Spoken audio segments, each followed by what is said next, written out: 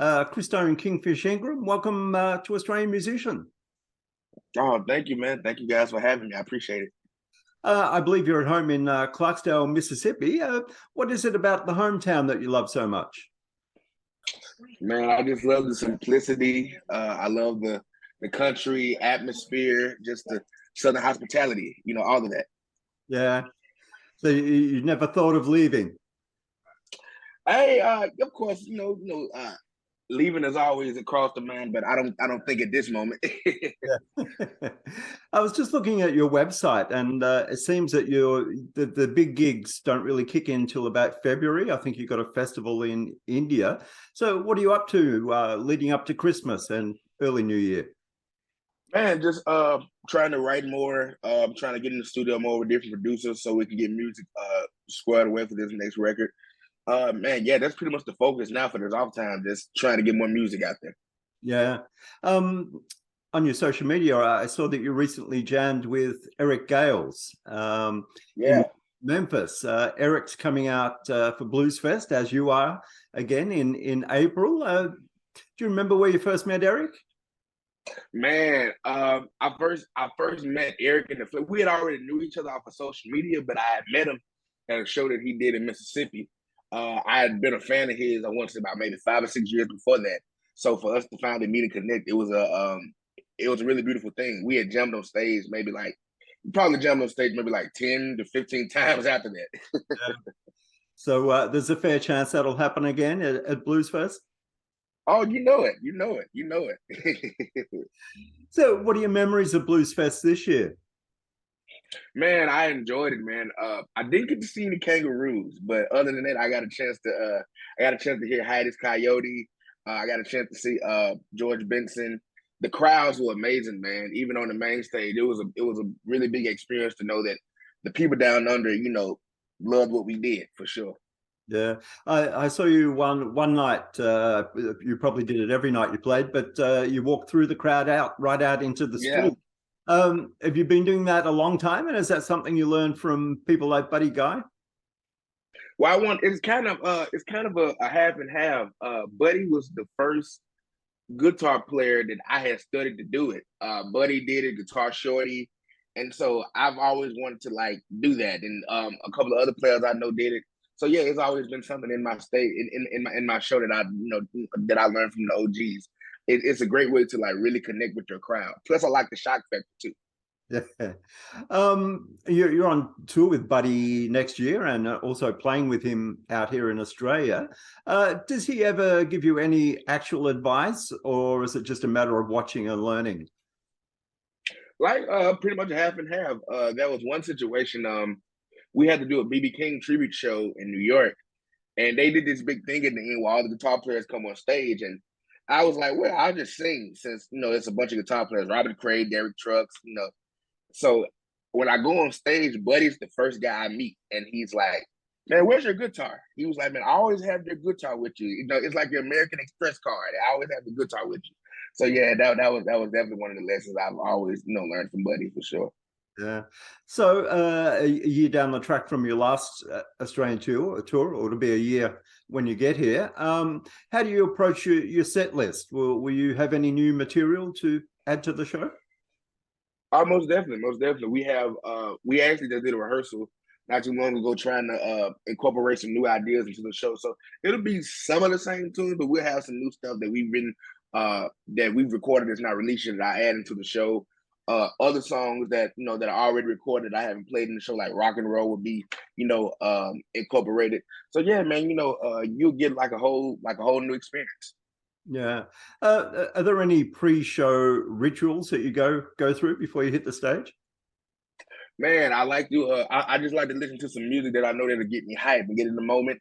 I like to, I like to wind down and relax and and play my guitar a little bit to get me hyped up. So, yeah, man, it kind of varies each show. To be real with you, I don't have a set way of doing things. Yeah.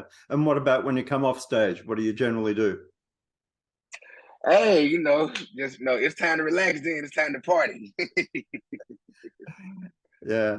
I see you played with the Stones earlier this year, which must have been massive at Hyde Park. Tell me about that day. Man, it was great. It was great. We had a chance to open for him. I got a chance to see him live for the first time.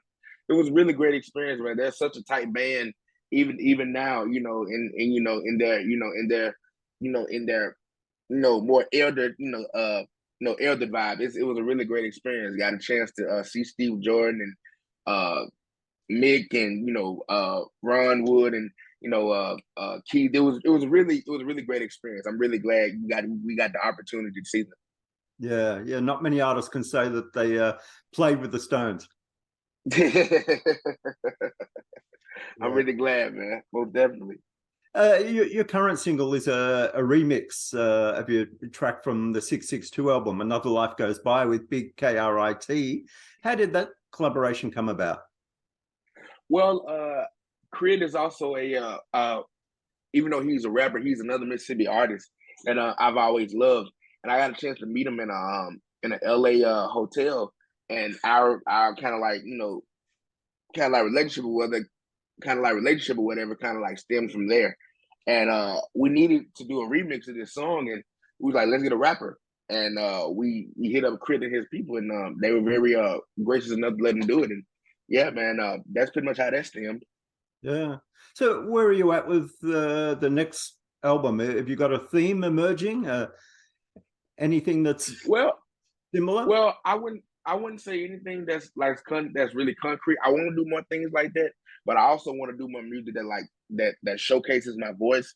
So like there'll be like more like, I want to say smooth R&B-ish type of grooves, Barry White type of stuff, because I want to do more things that showcases the voice, all while adding the shred element to it. So it'll be a mixture of both worlds for sure. Yeah. What do you know about recording your guitar parts now that you didn't know the first time you went into a studio?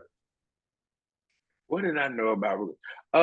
I didn't really grasp the concept of do it as many times as you can to get it clean and perfect, because I used to always like get nervous in the studio because it's just something you really have to focus. So that's like one of the things that I try to keep in the back of my mind. Just do it as many times until you can get it clean and perfect and correct, and just let the engineer do their job after Yeah. that. Fender launched the Kingfish Signature Telecaster Deluxe this year. How did that come about, and how did it make you feel? Man, we talked about it. Well, for one, they had built me a custom shop Strat that was the bridge to this guitar. So we talked, and I told him that I kind of accepted the fact that I'm not a single coil guy, Strat guy. So I told him what I wanted as far as sound and pickups and looks or whatever, and they actually they actually nailed it. I told him I wanted something that like models like a 50s LP, and the sound that I got, they hit the nail on the head. Yeah. Were there many prototypes? Were there much back and forth with the guitar? It was only like really like one iteration actually. It was like they sent it the first time and everything was spot on. I just wanted the purple to like push out a little bit, so I sent it back for the color. But other than that, the sound, the feel, all of that was spot on. Yeah. Are you 100% happy with your current stage rig, or do you still like to tweak things, change pedals occasionally? Oh, I love tweaking things. I change my pedals like almost every month. So right now I'm using a mini rat distortion, which will probably change into something else before tour starts next year. So yeah. Yeah. Do you like that aspect of touring, putting together the pedal board before a tour? Oh, most definitely, most definitely. It's like creating, your show. It's a very exciting moment because hey, man, I get to try all these new sounds and try all of these new trinkets and toys and everything that I can show to the crowd. It's really dope. Yeah. You won a Grammy for your album 662 in the Best Contemporary Blues category. Tell me about that night and who you met. Man, it was a really special night. I still can't believe it. I won it. I sometimes I pinch myself now. It was really honestly I didn't think I was going to win, so that's why it's such a shock to me.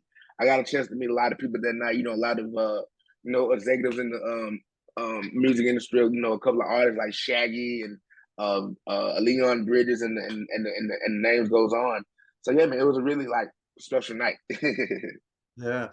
In 2020, you were nominated for Best Traditional Blues Album. So you've been nominated for contemporary and traditional. That must give you a good feeling that you're covering a wide range of blues fans.